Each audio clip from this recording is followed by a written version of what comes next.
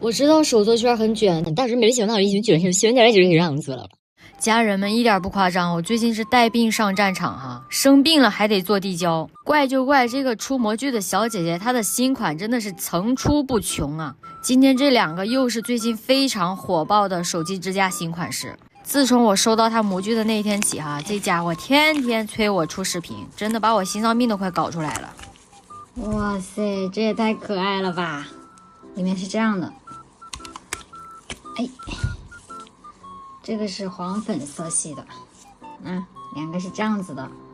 其实吧，也不能怪他老催我，主要是他们现在这个翻模圈吧，太卷了。比如说现在这个款式，如果你先不抢着出的话，别人先出了，那就是别人首发了，到时候又是一顿吵架。其实这种翻模的元素呢，很多都是借鉴于各种家具、家电或者是小动物。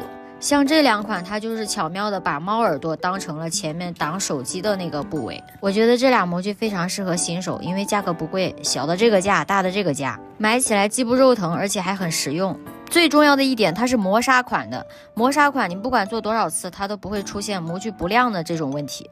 可能是因为又小又实用又方便携带，所以这种支架最近在直播间可火了。最后我呼吁翻模圈能不能歇一歇，姐真累了。